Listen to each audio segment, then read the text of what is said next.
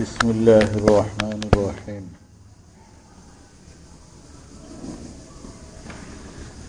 ঈমান সম্পর্কে আমরা আলোচনা করেছিলাম। ঈমানের শাব্দিক অর্থ কি?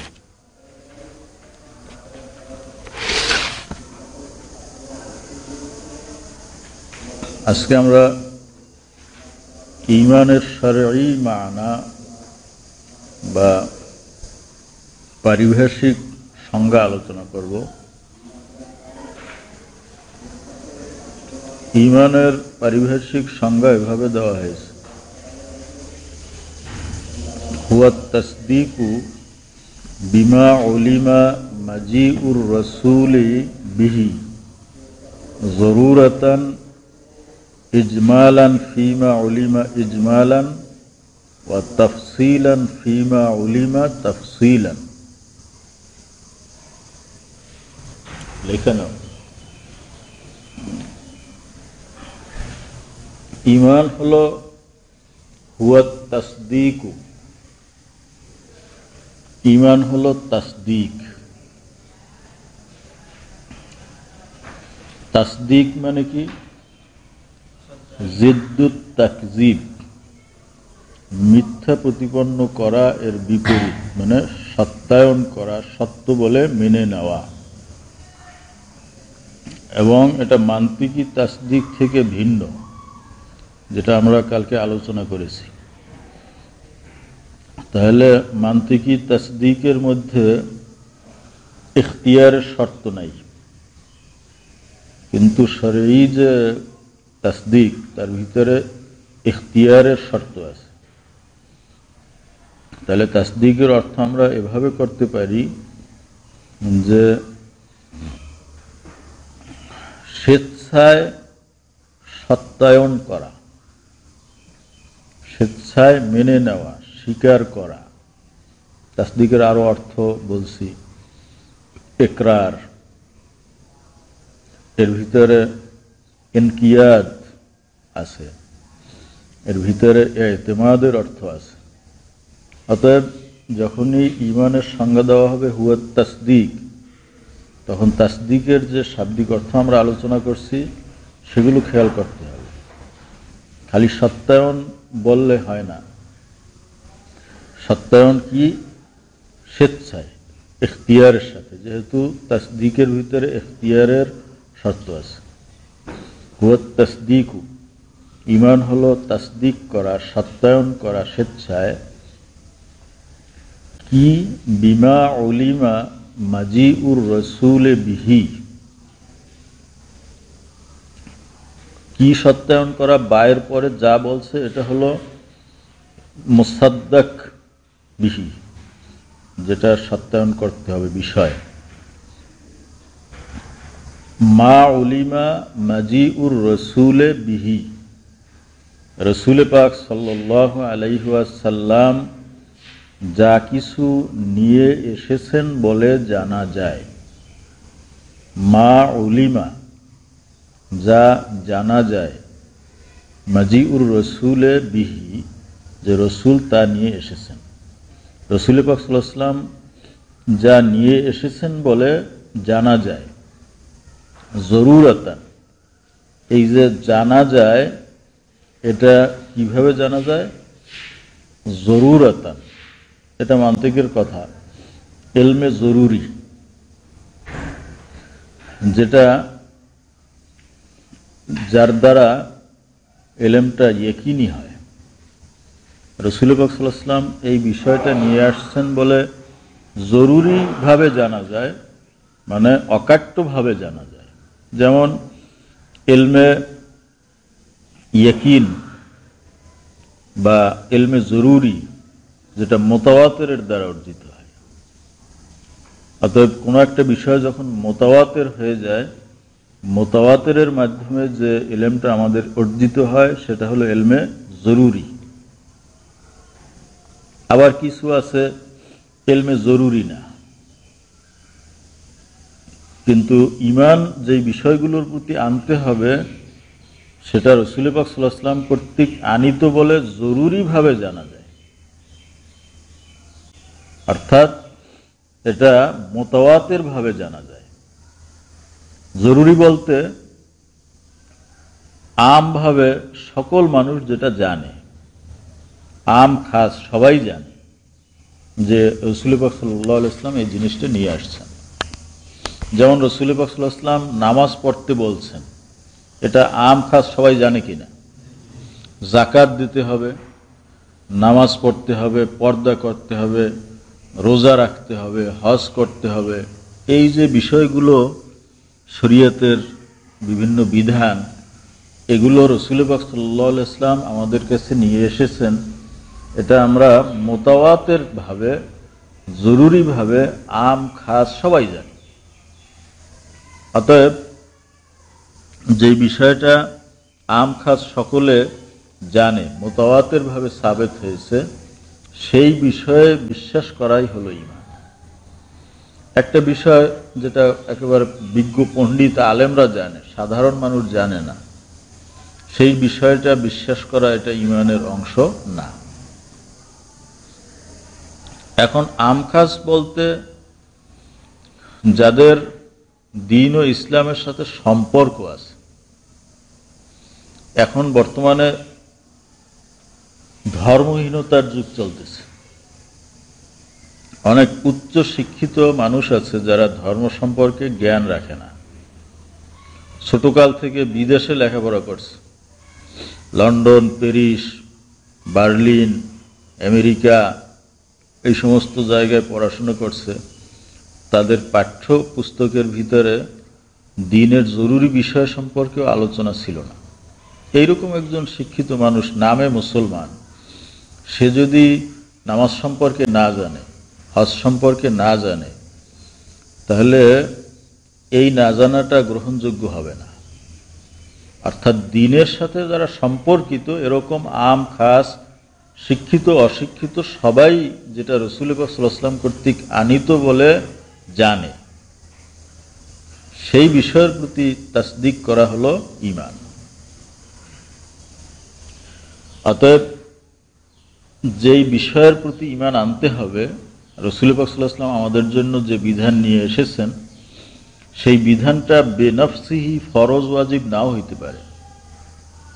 খেয়াল করার বিষয়, যেমন টুপি পরা সুন্নাত, দাড়ি রাখা সুন্নাত, এরকমভাবে মিসওয়াক করা সুন্নাত।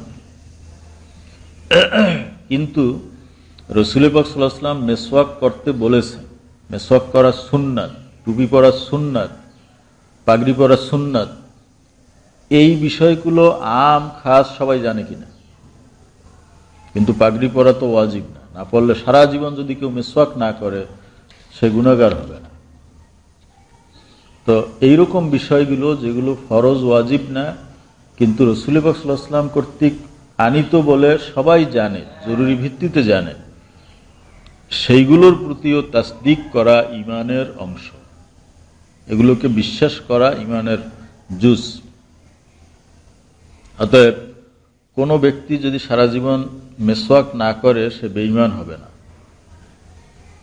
সুন্নাত তরকের গুনাহ হবে, এমনকি কবিরা গুনাহ হবে না, ফরজ তরকের গুনাহ হবে না। কিন্তু কেউ যদি মিসওয়াকের সুন্নিয়তকে অস্বীকার করে, যে মিসওয়াক করা সুন্নাত এটা আমি বিশ্বাস করি না, তাহলে সে কাফের হবে। কেউ যদি সারা জীবন টুপি না পরে সে গুনাহগার হবে না, কিন্তু টুপি পরার সুন্নিয়তকে যদি কেউ অস্বীকার করে তাহলে সে কাফের হবে।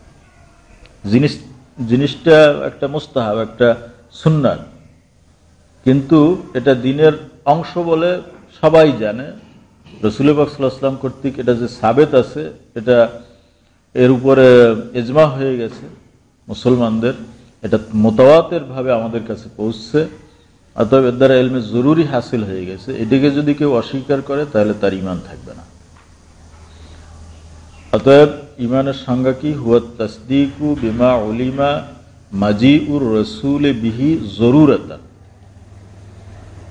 আয় উলিমা জরুরাতান মাজিউর রাসূল বিহি।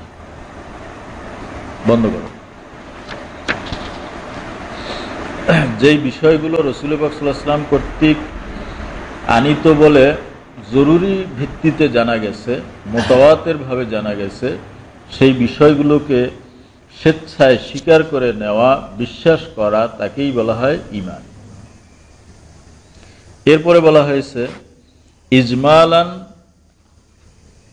ফিমা উলিমা ইজমালান ওয়া তাফসিলান ফিমা উলিমা তাফসিলান। যেই বিষয়গুলো আমরা মুজমাল ভাবে জেনেছি, যার তাফসিল আমরা জানি না, সেগুলো মুজমাল ভাবে বিশ্বাস করা ঈমানের অঙ্গ। আর যেটা তাফসিলের সাথে আমরা জেনেছি, সেটা তাফসিলের সাথে বিশ্বাস করা ঈমানের অঙ্গ। কেমন? মনে করো আমরা আযাবে কবর সম্পর্কে জানি, যে যারা বদকার হবে তাদের কবরে আল্লাহ তাআলা আযাব দেবে। এই কবরে যে আযাব হবে, এই বিষয়টা এটা রাসূল পাক সাল্লাল্লাহু আলাইহি ওয়াসাল্লাম কর্তৃক আনিত জরুরি বিষয়। এটা আম খাস সবাই জানে। অতএব ইসবাতে আযাবে কবর, আযাবে কবর এটা সাবেত করতে হবে, আযাবে কবরকে বিশ্বাস করতে হবে, কিন্তু এটা তাফসিলান না, ইজমালান। কবরের শাস্তিটা কিভাবে হবে, কাইফিয়াতটা কেমন, সবার তো একরকম শাস্তি হবে না। তারপরে সেখানে তো মানুষের দেহ থাকে না, শুধু রূহ থাকে। সেই রূহকে কিভাবে শাস্তি দেওয়া যায়, এর তাফসিলি কাইফিয়াত এটা আমাদের জানা নেই, আর এটা বিশ্বাস করাও জরুরি। অতএব যেটা মুজমালভাবে হুজুর থেকে আমাদের কাছে এসেছে, সেটা মুজমালভাবে বিশ্বাস করতে হবে, এর তাফসিলিভাবে বিশ্বাস করা আমাদের জরুরি না। এটা যদি কেউ বড় আলেম হয়, বিজ্ঞ আলেম হয়, সে কোরআন হাদিস গবেষণা করে অথবা কাশফে ইলহামের মাধ্যমে জানতে পারে, সেটা তার ব্যক্তিগত বিষয়। এটা আমভাবে ঈমানের বিষয় না যে এটা সবার বিশ্বাস করতে হবে। সাধারণভাবে মুজমালান আমাদের বিশ্বাস করতে হবে, আযাবে কবর আছে, এটা আমি বিশ্বাস করলাম। ওয়া নুমিনু বিআযাবিল কবর, আমরা কবরে আযাবকে বিশ্বাস করলাম। কিন্তু নামাজ, রোজা, হজ, যাকাত এর যে আহকামগুলো, এগুলো তাফসিলান আমাদের কাছে এসেছে। নামাজ কয় ওয়াক্ত পড়তে হবে, ওয়াক্ত কখন শুরু হয় শেষ হয়, প্রত্যেক ওয়াক্তে কয় রাকাত নামাজ পড়তে হয়, নামাজের ভিতরে ফরজ কয়টা, ওয়াজিব কয়টা, কিভাবে রুকু করতে হয়, কিভাবে সিজদা করতে হয়, কিভাবে বৈঠক করতে হয়, তাশাহুদ পড়তে হয়, সালাম ফিরাইতে হয়, হাত বাঁধতে হয়, একেবারে তাফসিল আমাদের কাছে পৌঁছে। অতএব এই নামাজের ব্যাপারে আমাদেরকে ঈমান আনতে হবে তাফসিলান, যে না, নামাজ ফরজ আমি বিশ্বাস করলাম মুজমালান, এটা নামাজের ব্যাপারে আমার ঈমান যথেষ্ট হইল না। নামাজের ব্যাপারে আমার বিশ্বাস করতে হবে যে নামাজ 5 ওয়াক্ত, নামাজ ফজরের নামাজ 2 রাকাত ফরজ, এটা বিশ্বাস করতে হবে। এখন যদি কেউ বলে যে ফজরের নামাজ কয় রাকাত, এটা আমি জানি না, হবে না। এটা তাফসিলান আসছে, এটা তাফসিলান বিশ্বাস করতে হবে। এরকম ভাবে পূর্ববর্তী নবীদের ব্যাপারে আমাদের কাছে বিস্তারিত আসে নাই। অনেক নবীদের তো নামই আসেনি। কোরআন শরীফে মাত্র 25 জন নবীর নাম আসছে, তাও সবার ব্যাপারে বিস্তারিত আসে নাই, অনেকে শুধু নামই আসছে। কিন্তু মাশহুর আম্বিয়ায়ে কেরাম, যেমন আদম আলাইহিস সালাম, তারপরে মূসা আলাইহিস সালাম, ঈসা আলাইহিস সালাম, ইয়াহইয়া, হারুন, এরকম অনেক নবীদের ঘটনা, নূহ আলাইহিস সালামের কথা কোরআন শরীফের ভিতরে তাফসিলে আসছে। অতএব কোরআন শরীফে যাদের ব্যাপারে তাফসিল আসছে, আমাদের সেই তাফসিল সহ বিশ্বাস করতে হবে। কোরআন শরীফের কোনো একটা তথ্য যদি কেউ অস্বীকার করে, তাহলে তার কোরআন অস্বীকার হইল না। অতএব কোরআন শরীফের ভিতরে আল্লাহ বলছেন ওয়া কাল্লামাল্লাহু মূসা তাকলিমা, আল্লাহ রাব্বুল আলামিন মূসা আলাইহিস সালামের সাথে কথা বলেছেন। অতএব কেউ যদি আমি বলি যে মূসা আলাইহিস সালাম আল্লাহর সাথে কথা বলেছেন, এটা আমি বিশ্বাস করি না, এটা আমি তাসদিক করি না, তাহলে তার ঈমান থাকবে? থাকবে না। কিন্তু এই 25 জনের বাইরে আর অনেক নবী ছিল, তাদের নাম কি, তাদের সময় কখন ছিল, বিস্তারিত তাদের জীবনে আমরা কিছু জানি না। অতএব তাদের ওই বিস্তারিত জীবনগুলোর আমাদের জানা বা বিশ্বাস করা জরুরি না, সেটা মুজমালভাবে আমাদের কাছে আসছে, মুজমালভাবে বিশ্বাস করতে হবে। যেটা তাফসিলান আসছে সেটা তাফসিলান বিশ্বাস করতে হবে। আল্লাহ তাআলা বলছেন, মিনহুম মান কাসাসনা আলাইকা ওয়া মিনহুম মান লাম নাকসুস আলাইক, যে নবীদের ভিতরে অনেকের কিসসা আমি আপনার সামনে উপস্থাপন করেছি, ওয়া মিনহুম মান লাম নাকসুস আলাইক, আর অনেকের কিসসা আপনার সামনে আমি উল্লেখ করিনি। অতএব যেগুলো আল্লাহ উল্লেখ করেন নাই সেটা আমাদের ঘাটাঘাটির দরকারও নেই। আমাদের হেদায়েতের জন্য যতটুকু দরকার কোরআন শরীফে ততটুকুই আসছে। যেটা তাফসিলান আসছে তাফসিলান, যেটা মুজমালান আসছে মুজমালান বিশ্বাস করতে হবে। হইল? সংজ্ঞা বুঝে আসছে? হুয়া তাসদীকু বিমা উলিমা মাজিউর রাসূল বিহি জরুরাতান ইজমালান ফিমা উলিমা ইজমালান ওয়া তাফসিলান ফিমা উলিমা তাফসিলান। এ বাণী ভালো?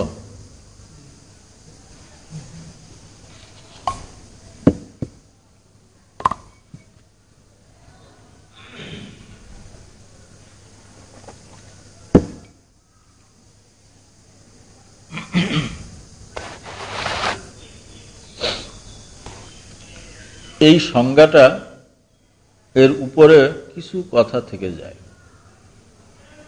কেন থেকে যায় এটা একটু তাফসিল বুঝতে হবে। আমরা জানি যে তাসদিকের ভিতরে ইখতিয়ার শর্ত করা হয়েছে, কিন্তু দেখা গেল একটা লোক নিজের ইখতিয়ারের দ্বারাই সে একটা বিষয়কে তাসদিক করলো, কিন্তু তারপরেও সেটা ঈমান না হতে পারে, তাহলে তোর সংজ্ঞাটা পরিপূর্ণ হইল না। এর জন্য আরো কিছু শর্ত আছে। যেমন রোমের বাদশাহ হেরাক্লিয়াসের কথা বুখারী শরীফে কিতাবুল ওহী বাদউল ওহীর ভিতরে আছে যে রোমের বাদশাহ হেরাক্লিয়াস তিনি রাসূল পাক সাল্লাল্লাহু আলাইহি ওয়াসাল্লাম সম্পর্কে খোঁজ খবর নিয়েছিলেন। বিস্তারিত ঘটনা বুখারী শরীফে তোমরা পড়ছো। তো যাই হোক, আমি সেই বিস্তারিত ঘটনা বলবো না, সংক্ষেপ কথা যে রাসূল পাক সাল্লাল্লাহু আলাইহি ওয়াসাল্লাম সম্পর্কে আবু সুফিয়ানকে জিজ্ঞাসা করেছিলেন তিনি রাজদরবারে ডেকে নিয়ে, এবং তার যে তর্জমান ছিল মানে দোভাষী, তার মাধ্যমে, যেহেতু তার ভাষা আরবি ছিল না আর আবু সুফিয়ানের ভাষা আরবি ছিল, এই জন্য আবু সুফিয়ানকে সামনে নিয়ে রাসূল পাক সাল্লাল্লাহু আলাইহি ওয়াসাল্লাম সম্পর্কে 10টা প্রশ্ন করছিলেন। এই 10টা প্রশ্নের উত্তর শোনার পরে তিনি প্রত্যেকটা প্রশ্নের তাফসিলি আলোচনা করছেন। যে যেমন আমি জিজ্ঞাসা করেছি তোমাকে যে এই নবীর অনুসারী কারা, সমাজের সম্ভ্রান্ত ধনী শ্রেণীর না গরিব এবং নিম্ন শ্রেণীর? তুমি বলছো যে গরিব শ্রেণীর। তো যুগে যুগে যারা নবী হিসেবে আসেন তাদের অনুসারী প্রথম দিকে এই গরিব এবং নিম্ন শ্রেণীর লোকে হয়ে থাকে, তাহলে বুঝা গেল যে সে সত্য নবী। আমি তোমাকে জিজ্ঞাসা করছি যে এই নবী তার বংশে পূর্বে কোনো বাদশাহ ছিল কিনা পূর্বপুরুষদের ভিতরে, তুমি বলছো যে না, তাহলে বুঝা গেল যে সে আসলেই নবী। যদি পূর্বে কেউ বাদশাহ থাকতো তাহলে আমি মনে করতাম যে সেই বাপের বা দাদার পূর্বপুরুষের বাদশাহীকে উদ্ধার করার জন্য সে নবুয়ত দাবি করছে।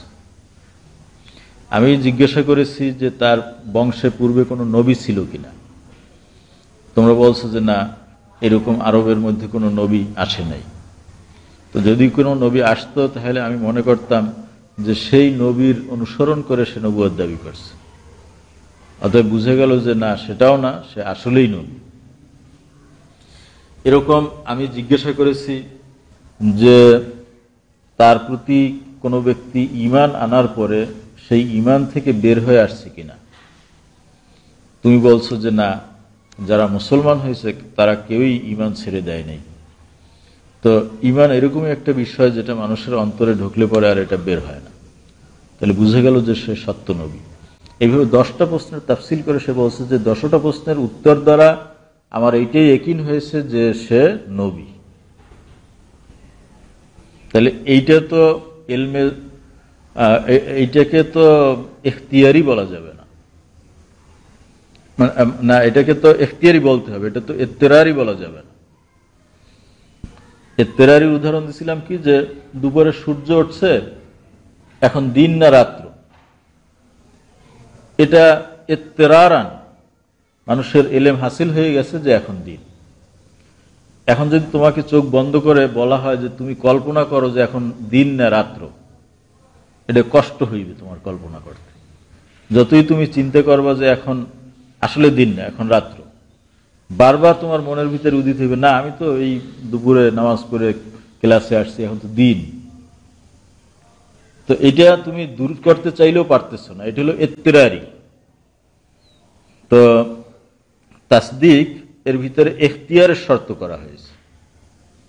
এখন এই হেরাক্লিয়াস যা করছেন, তিনি ইচ্ছা করে প্রশ্ন করে বিশ্লেষণ করে তারপরে রসুল পাক সাল্লাল্লাহু আলাইহি ওয়াসাল্লামের নবী হওয়ার ব্যাপারটা নিশ্চিত হয়েছেন, এটাকে তো ইত্তেরারি বলা যায় না, এটা তো ইখতিয়ারি, তার ইচ্ছায় সে এটা করছেন। অতএব রসুলের নবুয়তের ব্যাপারে তার যে জ্ঞানটা অর্জিত হয়েছে সেটা তো ইত্তেরারি না, সেটা ইখতিয়ারি। আর রসুলের নবুয়তকে তিনি স্বীকারও করেছেন, তাসদিক করেছেন বিল ইখতিয়ার, তাহলে তারটা ঈমান হবে না কেন? এবং সে তাসদিকের ভিতরে আরো একটা শর্ত লাগাইছিলাম আমরা শাব্দিক অর্থ বিশ্লেষণ করতে গিয়ে, যে আদমুল ইনকার থাকতে পারবে না। ইখতিয়ারের সাথে কোনো একটা বিষয়কে বিশ্বাস করতে হবে, সাথে সাথে আদমুল ইনকার, ওইটাকে ইনকার করার কোনো সুবুত পাওয়া যেতে পারবে না। তো হিরাক্লিয়াস রসুল পাক সাল্লাল্লাহু আলাইহি ওয়াসাল্লামের নবুয়তকে ইনকার করেছেন, অস্বীকার করেছেন, এরকমও কোনো সুবুত নেই। আর নিজে দলিলে দিল্লা বিশ্লেষণ করে হুজুরের নবুয়তকে স্বীকার করেছেন, সেটা আছে।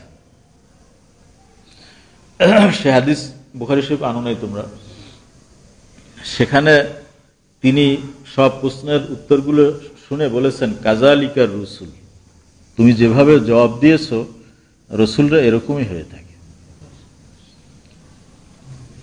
আনছো বুখারী আউয়াল না, বুখারী আউয়ালে।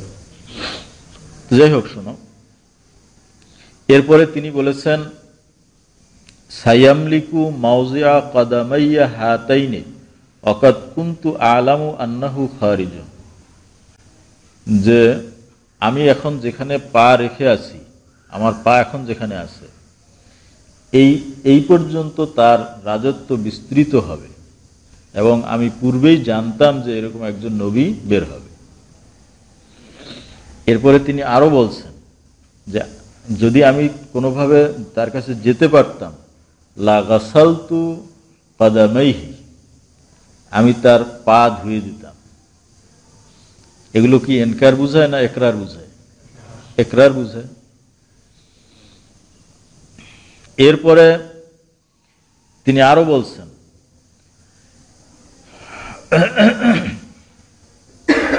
ফামা জিলতু মুকিনান আন্নাহু সায়াজহারু, যে আমার ইয়াকিন ছিল যে এরকম একজন নবী বের হবে। তাহলে রাসূল পাক সাল্লাল্লাহু আলাইহি ওয়াসাল্লামের বেসাতের ব্যাপারে তার ইয়াকিন ছিল। এরপরে তিনি আবু সুফিয়ান থেকে শোনার পরে তার সেই সময়ের যে বড় ধর্মগুরু ছিল তার কাছে চিঠি লিখলেন যে একজন নবী এরকম বের হয়েছে, তার ব্যাপারে আমি এই জিজ্ঞাসা করে তথ্য পেয়েছি, এই লোক সম্পর্কে তোমার কি ধারণা? সে ধর্মগুরু বলছে যে সে আসলেই নবী। এরপরে তার আরো বেশি ইয়াকিন হয়েছে। তখন তিনি সমস্ত রাজপ্রাসাদের যত লোক আছে, বড় বড় সভাসদ, পণ্ডিত, ইহুদি পণ্ডিত যারা ছিল, তাদেরকে ডেকে তিনি একটা বক্তব্য দিলেন যে হাল্লাকুম ফিল ফালাহি ওয়ার রুশদে ওয়া আন ইয়াসবুতা মুলকুকুম ফাতুতাবিউ হাযান নবী, যে আমি যদ্দূর জেনেছি সে সত্য নবী, অতএব তোমরা যদি কল্যাণ চাও, সফলতা চাও এবং সঠিক হেদায়েত চাও এবং তোমাদের রাজত্ব স্থির থাকুক এটা চাও, ফাতুতাবিউ হাযান নবী, তাহলে তোমাদের উচিত হবে এই নবীর ইতাআত করা, তাকে মেনে নেওয়া, তাকে বিশ্বাস করা। তখন সব ইহুদিরা চিৎকার করে উঠল। বলা হয়েছে কাহুমুরিল ওয়াহশ, জঙ্গলি গাধার মতন চিৎকার শুরু করলো যে বাদশা কি বলতেছে, যে আমাদের ধর্ম ছাড়িয়ে আর নতুন ধর্ম গ্রহণ করতে বলতেছে। তো বাদশা দেখছেন যে না, আমার এই কথা আমার সভাসদ, মন্ত্রী, মিনিস্টার যারা আছে, আমার দেশের বড় বড় আলেম পণ্ডিত যারা আছে, কেউই মানবে না। তখন তিনি কথা ঘুরেই দিলেন। তিনি বলছেন, থামো, আগের দরজা কিন্তু বন্ধ করে রাখছে সব। আমি তোমাদেরকে একটা বিষয় পরীক্ষা করছি, যে তোমরা যে ধর্মের উপরে আছো সেই ধর্মের উপরে তোমরা কতটুকু মজবুত আছো। না একজন নতুন লোক এসে বলবে যে আমি নবী আর তোমরা সবাই মুসলমান হয়ে যাও। তো দেখলাম যে না, তোমাদের ভিতরে এখনো ইমানি জজবা আছে। নতুন কেউ কোনো ধর্ম নিয়ে আসলে তোমরা সেটা মানবা না, সেটা গ্রহণ করবা না, নিজেদের ধর্মের উপরে দৃঢ় থাকবা। এটা আমার ইয়াকিন হয়েছে, আমার খুব ভালো লাগলো। তখন সবাই এসে বাদশাকে সিজদা করল যে না, বাদশা আমাদেরকে পরীক্ষা করছে, আমরা পরীক্ষায় উত্তীর্ণ হয়েছি। বাদশা বুঝতে দেন নাই যে তিনি আসলেই মুসলমান হইতে চাইছেন।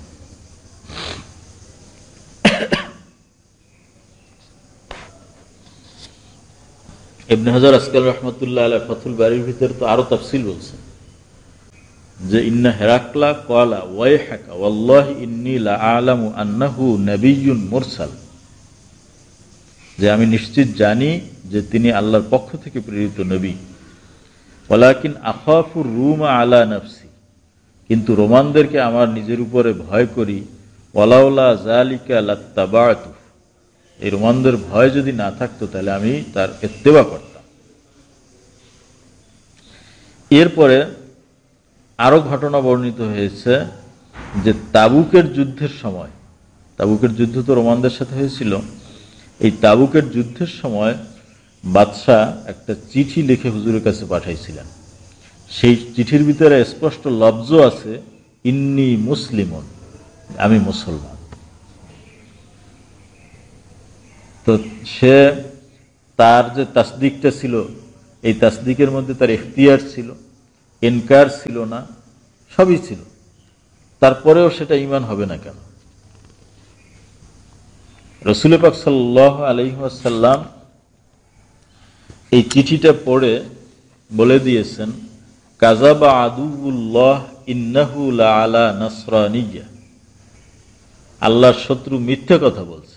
সে যে বলছে আনা মুসলিমুন, সে মিথ্যে কথা বলছে।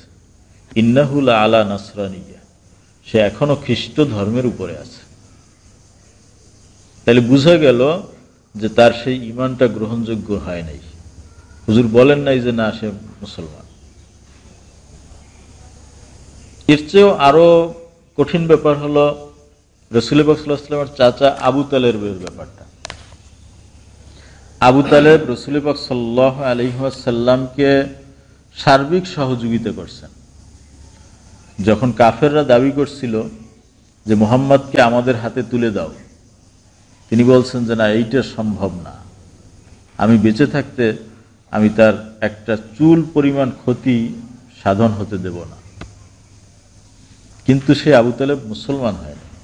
অথচ রাসূল পাক সাল্লাল্লাহু আলাইহি ওয়াসাল্লামের যে নবুয়ত, এটাকে তিনি ইনকারও করেননি। বরং তার বিভিন্ন কবিতার ভিতরে এমন এমন কথা পাওয়া যায়, তাতে বোঝা যায় যে তিনি আসলে হুজুরের নবুয়তকে মেনে নিয়েছেন, ইনকার করেন নাই, ইকরার করেছেন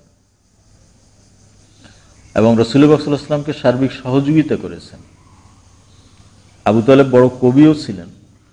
তার কিছু কবিতা, যেমন এক কবিতার মধ্যে বলছেন, কাযাবতুম ওয়া বাইতিল্লাহি নুনজি মুহাম্মাদান ওয়ালাম্মা নুকাতিল হাওলাহু ওয়া নুনাদিল। কাযাবতুম ওয়া বাইতিল্লাহ, আল্লাহর ঘরের কসম করে বলতেছি যে তোমরা মিথ্যাবাদী, মানে মক্কার কাফেরদেরকে বলতেছেন। নুনসি মুহাম্মাদান, আমরা মুহাম্মদ সাল্লাল্লাহু আলাইহি ওয়াসাল্লামকে রক্ষা করব, মুদাফাত করব, অর্থাৎ তার যত বাধা এগুলোকে প্রতিহত করব। ওয়ালাম্মা নুকাতিল হাওলাহু ওয়া নুনাদিল, এবং আমরা তার চারপাশে থেকে যুদ্ধ করব এবং তীর নিক্ষেপ করব তাকে রক্ষা করার জন্য। ওয়া নুসলিমুহু হাত্তা নুসাররা হাওলাহু ওয়া নাজহালু আন আবনাইনা ওয়াল হালাইলু, এবং মুহাম্মদকে তখনই আমরা তোমাদের হাতে অর্পণ করব যখন আমরা তাকে রক্ষা করতে গিয়ে যুদ্ধ করে লাশ হয়ে তার চারপাশে ছড়িয়ে থাকব, এবং আমাদের সন্তান এবং স্ত্রীদেরকে ভুলে যাব, অর্থাৎ নিজেদের সন্তান স্ত্রীদেরকে ভুলে তার পাশে যুদ্ধ করে যখন তার পাশে লাশ হিসেবে আমরা পড়ে থাকব, তখনই একমাত্র মুহাম্মদকে তোমাদের হাতে তুলে দেওয়া সম্ভব, এর আগে সম্ভব না। কত কঠিন কথা বলছেন। আর এক কবিতার ভিতরে আবু তালেব বলছেন, ওয়া আবিয়াদা ইয়াস্তাসকিল গামামু বিওয়াজহিহি সামালুল ইয়াতামা ইসমাতুন লিল আরামিলি।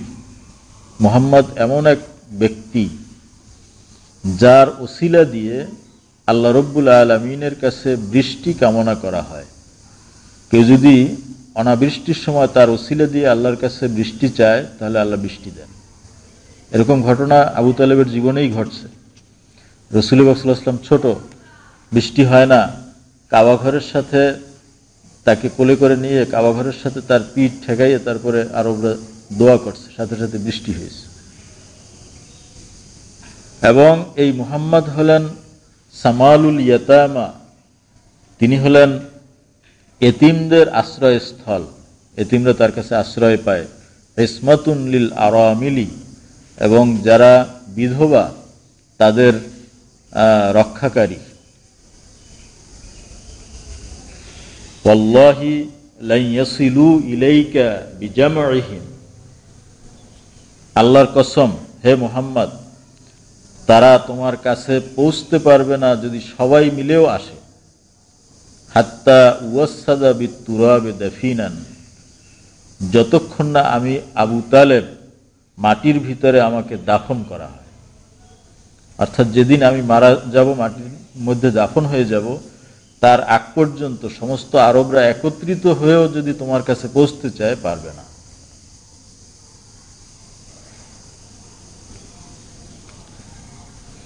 আর এক জায়গায় তো তিনি ঈমানের ঘোষণাই দিয়েছেন, দাওতানি ওয়া আলিমতু আন্নাকা সাদিকুন, হে মুহাম্মদ তুমি আমাকে দ্বীনের প্রতি দাওয়াত দিয়েছো, আমি জানি যে তুমি সত্যবাদী। ওয়ালাকাদ সাদাকতা ওয়া কুনতা ক্বাবলু আমিনান, তুমি সত্য কথাই বলেছো, আর ইতিপূর্বেও এই নবুয়ত পাওয়ার আগেও আমরা তোমাকে সত্যবাদী বলেই জানি।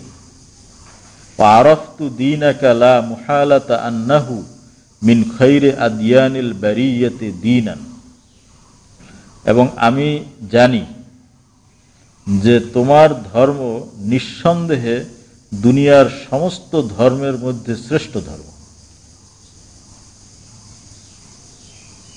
কিন্তু সেই আবু তালেব কি মুসলমান হয়েছিল?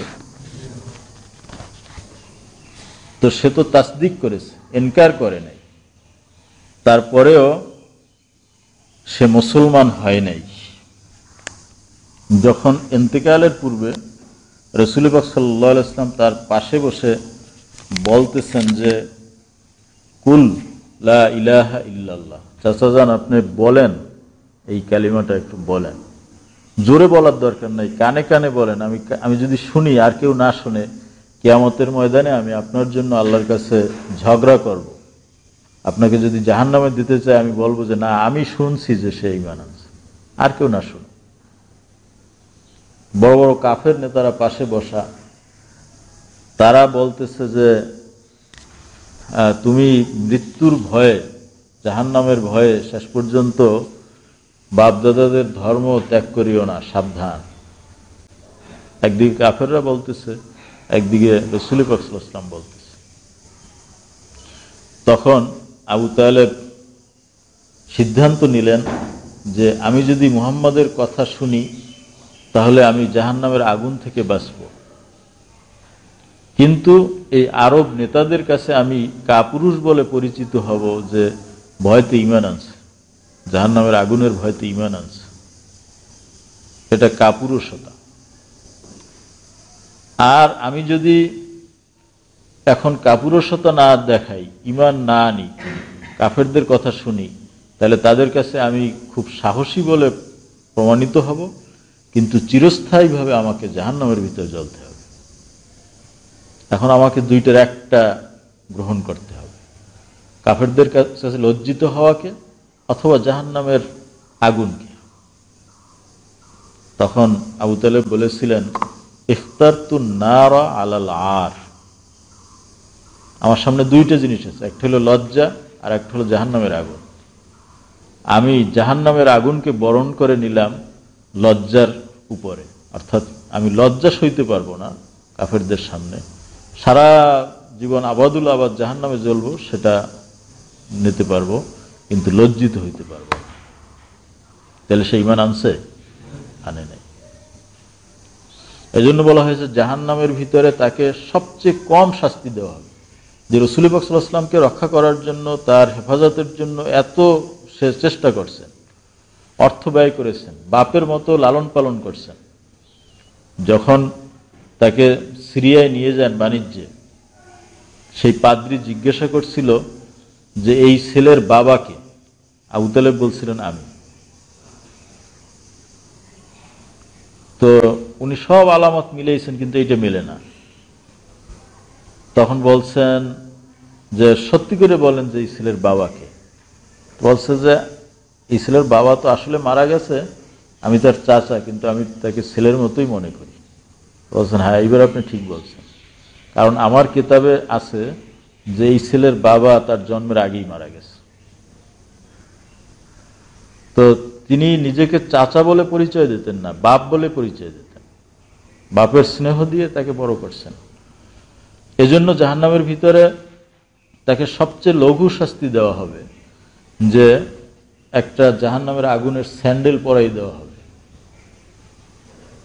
শুধু এতটুকু শাস্তি, তাতে মস্তিষ্কের মগজগুলো টকবক করে ছিটকে বের হয়ে যাবে। তো যাই হোক, আবু তালেবের ঈমান ও শরীয়তে গ্রহণযোগ্য না, হিরাক্লিয়াসের ঈমান ও শরীয়তে গ্রহণযোগ্য না। রাসূল পাক সাল্লাল্লাহু আলাইহি ওয়াসাল্লাম বলেছেন, কাযাবা আদুউল্লাহ ইন্নাহু আলা নাসরানী। তো তাহলে তাদের ঈমানের ভিতরে কোন জিনিসটার কমতি ছিল? তাসদিক তো ছিল, এবং তাসদিক এর মধ্যে ইখতিয়ার ছিল, এবং আদমুল ইনকার ছিল। তারপরেও তারা মুমিন হন নাই, তাদের ঈমানটা গ্রহণযোগ্য হয় নাই। তাহলে তাদের মধ্যে কোন জিনিসটার অনুপস্থিতি ছিল? নিশ্চয়ই একটা জিনিস আছে যেটা সংজ্ঞার মধ্যে আসে নাই।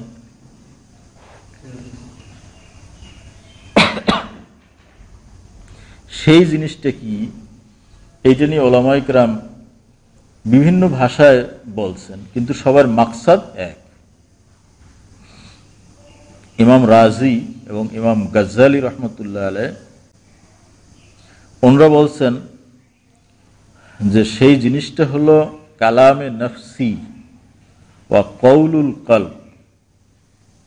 যে আমি হুজুরকে মানলাম, তার সবকিছুই মানলাম, এই কথাগুলো কালামে নফসি হতে হবে, কালামে জবানি না, খালি মুখে বললাম এটা না, এটা অন্তরের কথা হতে হবে, কওলুল কলব হতে হবে। তো এই জিনিসটা তাদের মধ্যে ছিল না। আবার অনেকে বলছেন, ইবনুল হুমাম, আল্লামা ইবনে তাইমিয়া, আবু তালেব মক্কি, ওনারা বলছেন বিভিন্ন কথা। ইবনে হুমাম বলছেন যে এই সব কিছুর সাথে ঈমানের জন্য, ঈমানের সংজ্ঞার ভিতরে আরেকটা শর্ত আছে, সেটা হলো ইস্তিসলামে কলবি, ইস্তিসলাম মানে হলো আনুগত্য করা, মেনে নেওয়া কলবের দ্বারা, যেটাকে ইনকিয়াদে বাতিনি বলা হয়। অর্থাৎ সম্পূর্ণ নিজেকে সুপর্দ করে দেওয়া, ইনকিয়াদে বাতিনি, ইস্তিসলাম, যে আমি রাসূল পাক সাল্লাল্লাহু আলাইহি ওয়াসাল্লামের উপরে ঈমান আনলাম, এখন সব কিছু আমি হুজুরের হাতে ছেড়ে দিলাম, হুজুর যেভাবে আমাকে পরিচালনা করবেন সেভাবেই আমি পরিচালিত হব বলে অন্তরে বিশ্বাস করা। বাস্তবে হইতে পারি আর না পারি সেটা পরের কথা, এটা ঈমানের জন্য শর্ত। এখন তুমি রাজত্ব একদিকে রাখছো, আর একদিকে ঈমান, যে রাজ্য, আমার রাজ্য যদি ঠিক থাকে এর পরে ঈমান আনা যায় তাহলে আমি ঈমান আনবো, এইরকম ঈমান গ্রহণযোগ্য না। মানে বলছে না হেরাক্লিয়াস যে রোমানদেরকে আমি ভয় করি, তাহলে এটা ইস্তিসলামে কলবি হইল না, ইনকিয়াদে বাতিনি হইল না। সে মেনে নিয়েছে কিন্তু নিজেকে সে অর্পণ করতে পারেনি, মানে ফুললি সারেন্ডার করতে পারেননি। আর ঈমানের জন্য ফুললি সারেন্ডার করা শর্ত।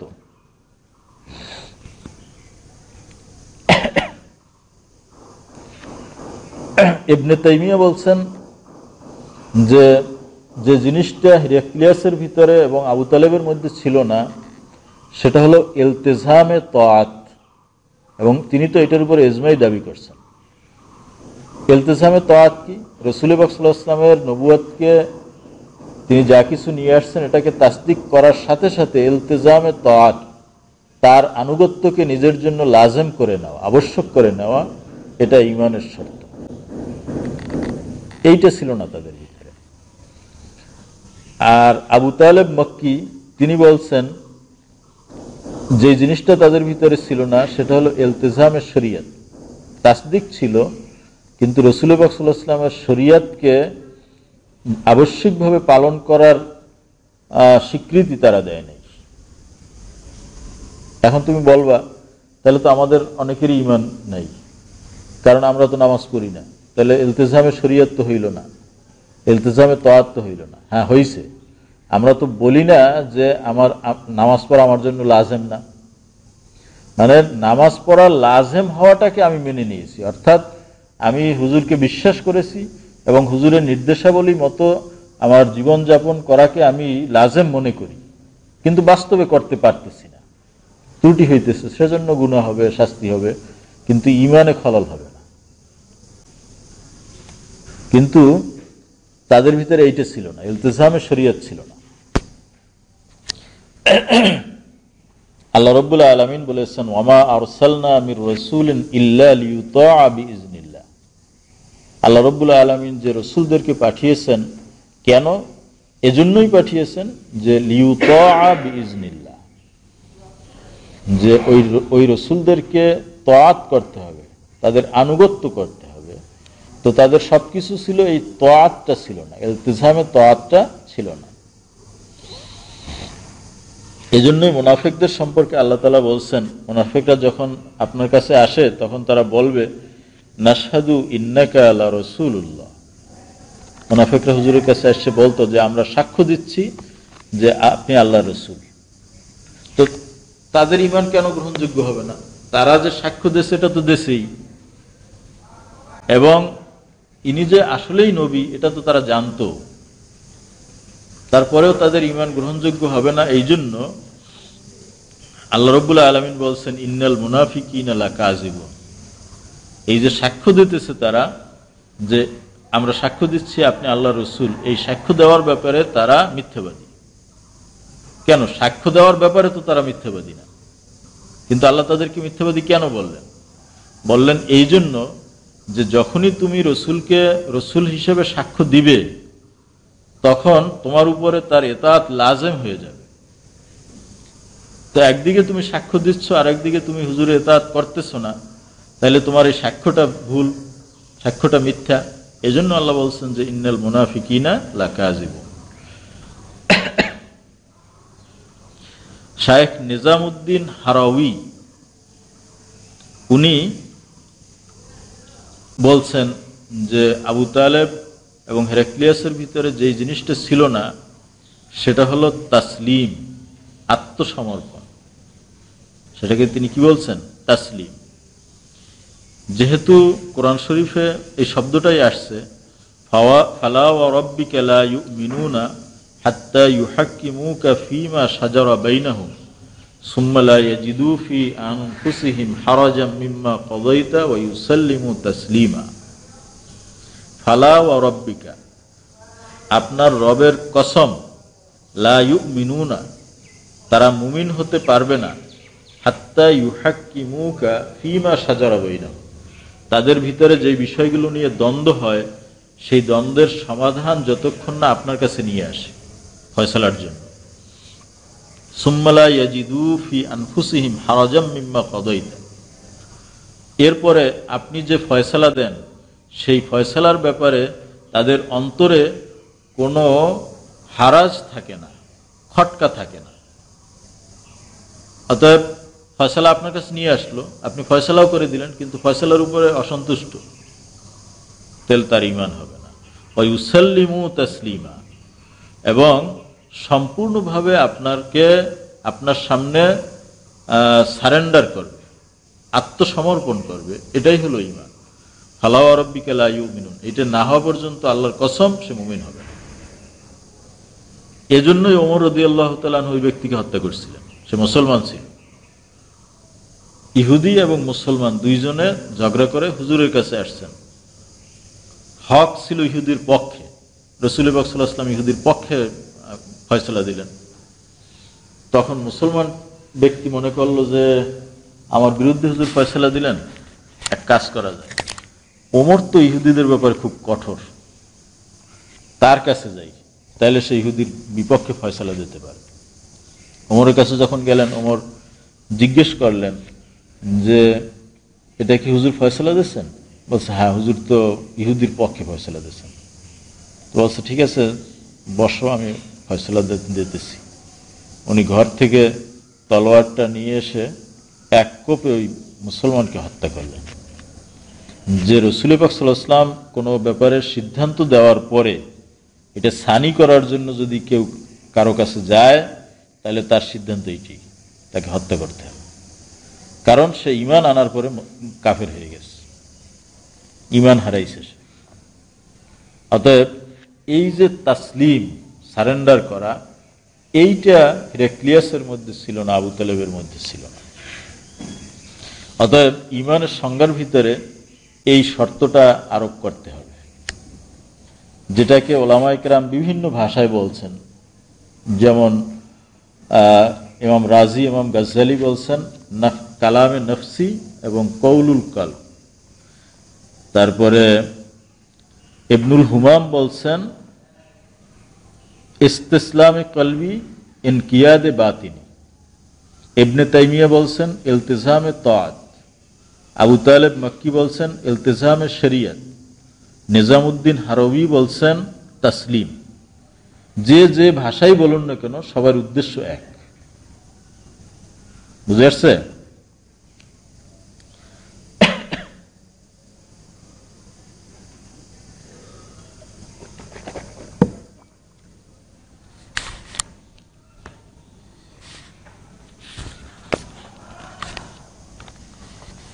এখন আর একটা কেস স্টাডি করো। নাজ্জাশী বাদশাহ, সে তো মুসলমান হয়েছিল, তো নাজ্জাশী বাদশাহ সে মুসলমান হইল কিভাবে? আর হেরাক্লিয়াস মুসলমান হইল না কেন?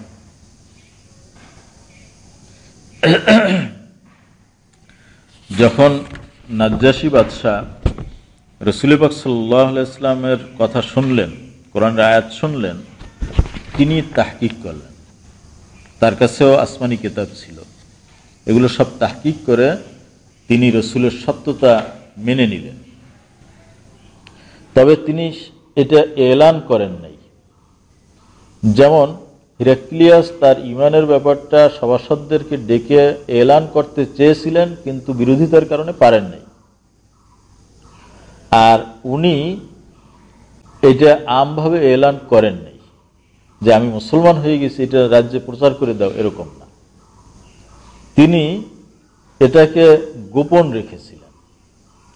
পার্থক্য হলো এই। তো উনি এলান করতে যাইয়া যখন বাধার সম্মুখীন হয়েছেন, তখন তিনি তার মত থেকে ফিরে আসছেন। আর উনি কৌশল করছেন যে উনি এলান করেন নাই, ওনার যে তাসদিক ছিল, ইনকিয়াত, তাসলিম সবই ছিল, সেটা গোপন রাখছেন। গুটি কয়েক যারা শুধু মুসলমান এরা জানত, কিন্তু রাজ্যের সবার মধ্যে তিনি এটা প্রচার করেননি। এই জন্য নাজ্জাশী যখন মারা গেছে, রাসূল পাক সাল্লাল্লাহু আলাইহি ওয়াসাল্লাম তার জানাজার নামাজ পড়েছেন। তার ঈমানটা মোতাবার হয়েছে, অর্থাৎ তার ভিতরে এই তাসলিমটা ছিল, যদিও সেটার তিনি প্রচার করেননি। প্রচার করাটা কিন্তু শর্ত না, বুঝে আসছে কথা? কেতমানে ঈমান জায়েজ আছে যদি বাধা সৃষ্টি হয়। যেমন ফিরআউনের পরিবারের ভিতরে একজন মানুষ ছিল যে মুসা আলাইহিস সালামের দ্বীনের উপরে ঈমান এনেছিল, কিন্তু এটা ফিরআউনের কাছে সে প্রচার করে নাই, মানে গোপন রেখেছে। তাতে কি তার ঈমান গ্রহণযোগ্য হবে না? হবে। কোরআন শরীফ বলছে, ওয়াকালা রাজুলুম মুমিনুম মিন আলি ফিরআউনা ইয়াকতুমু ঈমানাহু, যে আলে ফিরআউনের মধ্যে এক মুমিন ব্যক্তি সে বলল ইয়াকতুমু ঈমানাহু, যে তার ঈমানকে গোপন রাখত। তাহলে ঈমানকে কেতমান করা ওজরের সময় এটা কি আছে? জায়েজ আছে। কিন্তু হিরাক্লিয়াস কি, যে সে ইনকিয়াদে কলবি এবং ইলতিজামে তাআতটাই করে নাই, ইখতিয়ার করে নাই।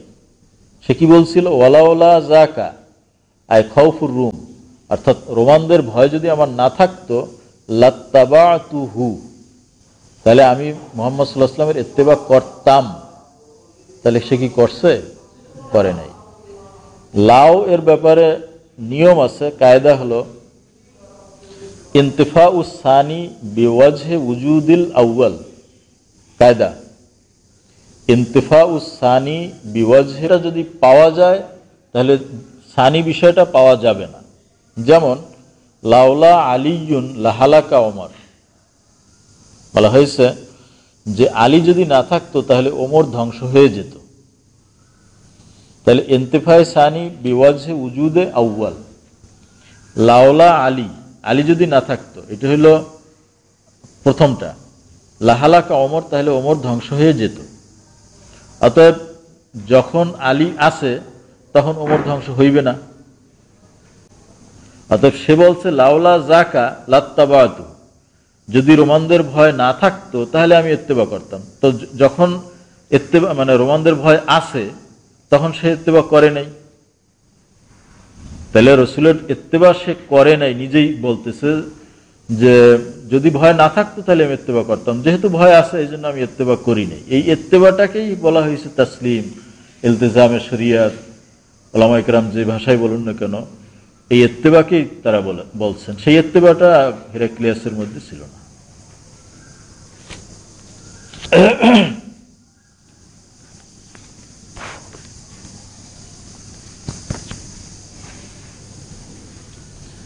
ঠিক তেমনি ভাবে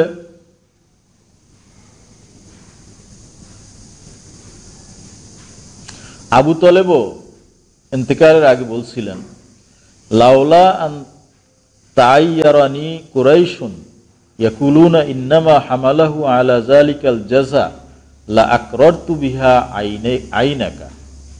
রাসূলুল্লাহ সাল্লাল্লাহু আলাইহি ওয়াসাল্লামকে লক্ষ্য করে আবু তালেব বলেন, মুসলিম শরীফে হাদিস আছে, যে যদি কুরাইশরা আমাকে এই বলে লজ্জা না দিত যে মৃত্যুর ভয়ে, মৃত্যুর সময়ে সে ভীত হয়ে ঈমান আনছে, এই কথা বলে যদি কুরাইশরা আমাকে লজ্জা না দিত, লা আকরারতু বিহা, তাহলে তোমার দ্বীনের ইকরার আমি করতাম, আইনাকা আই আমামাকা, তোমার সামনে, জহেরা, প্রকাশ্যে। তো যেহেতু তারা লজ্জা দেশে, অতএব তিনি ইকরারও করেন নাই। বুঝে আসছে কথা? অতএব আবু তালেব এবং হিরাক্লিয়াসের ঈমান গ্রহণযোগ্য হবে না, কিন্তু নাজ্জাশীর ঈমান গ্রহণযোগ্য হবে। তাহলে বুঝলাম ইমানের যে সংজ্ঞা আমরা দিলাম তার ভিতরে তাসদিকের বাইরে, তাসদিকের ভিতরে তো ইখতিয়ার এবং আদমুল ইনকার শর্ত আছে, এর বাইরেও আর একটা শর্ত আছে, সেটা হলো ইলতিজামে তাআত, যেটাকে উলামায়ে কেরাম বিভিন্ন ভাষায় বলছে। এখন এই ইলতিজামে তাআত যে জিনিসটা, এটা কি ইমানের জন্য শর্ত না রুকন? উলামায়ে কেরাম ইখতিলাফ করছে যে এটা কি শারতুন আও শাতরুন। শারতুন মানে হইল আর শর্ত খারিজুস শাই, যেমন নামাজের জন্য ওযু শর্ত, এটা বাইরের জিনিস। অনুরূপভাবে এরকম আরো কিছু আছে না, জাগা পাক, এগুলো সব বাইরের শর্ত। এগুলো না থাকলে নামাজ হবে না, কিন্তু নামাজের অংশ না। নামাজ তো শুরু হয় তাকবীরে তাহরিমা থেকে তাসলিম পর্যন্ত, এটা হলো নামাজ। আর একটা হলো রোকন, রুকনুসাই দাখিলুসাই। কোনো জিনিস রোকন হওয়া, এর অর্থ হলো সেটা ওই বস্তুর মধ্যের একটা জিনিস। রোকন মানে খুঁটি। এখন এই যে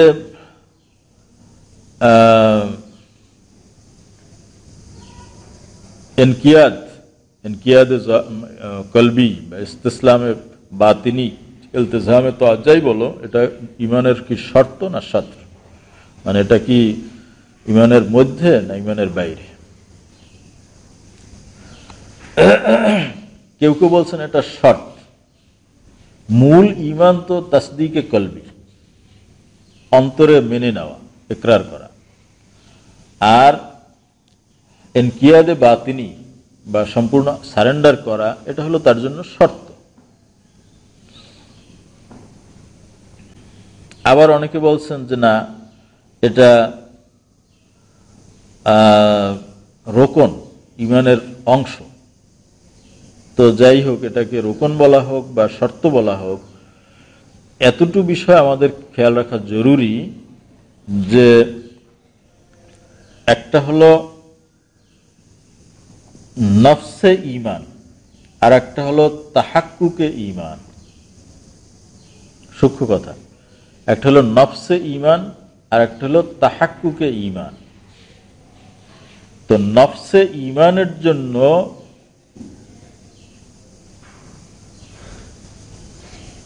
ইলতিজামে তাআত লাগে না। যে ঈমান কাকে বলে? ঈমান হলো কি? সেটা হলো তাসদীকে কলবি, এটি ঈমান। কিন্তু তাহাক্কুকে ঈমান, অর্থাৎ ঈমানকে বাস্তব রূপ দিতে গেলে সেখানে ইলতিজামে তাআত জরুরি। মনে করো এখানে একটা ঈমান আছে, এটা ঈমান, এটা কোনো ব্যক্তির লগে এখনো যুক্ত হয় নাই। তাহলে এই যে ঈমানটা, নফসে ঈমান, মূল ঈমান, এটা হলো তাসদীকে কলবির নাম। কিন্তু এটা তো একটা বস্তু, ঈমান, সেটা তো কোনো একজন ব্যক্তির মধ্যে থাকবে। যখন ব্যক্তির ভিতরে সেই ঈমানটা থাকবে, তখন তাহাক্কুকে ঈমান হবে, ঈমানের বাস্তবায়ন হবে। সেই তাহাক্কুকে ঈমানের জন্য ইলতিজাম শর্ত। ঠিক আছে কথা? এই জন্য ইকরার বিল লিসান, যেমন মনে করো বাগী আর মুজরিমের মধ্যে পার্থক্য কি? মুজরিম হলো একজন একটা অপরাধ করছে, যেমন নামাজ পড়ে নাই, সেও গুনাহগার। আর একজন হলো বাগী। বাগী সে কি করছে? নামাজ তো পড়ে নাই, উল্টা নামাজের বিরুদ্ধে বলছে, নামাজ পড়া লাগে কি? তো দেখো, দুইজন শাস্তির সম্মুখীন হবে, কিন্তু কার শাস্তি বেশি হইবে? যে বাগী হয়েছে।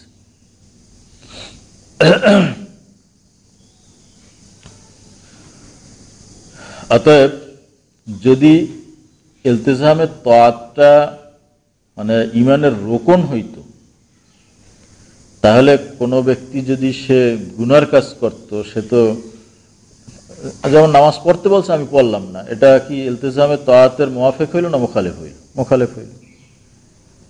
তাহলে কোনো ব্যক্তি গুনার কাজ করলে সে তো ঈমান থেকে খারেজ হয়ে যেত। এই জন্য আমরা বলছি যে নফসে ইমান হইল তাসদিকে কলবি,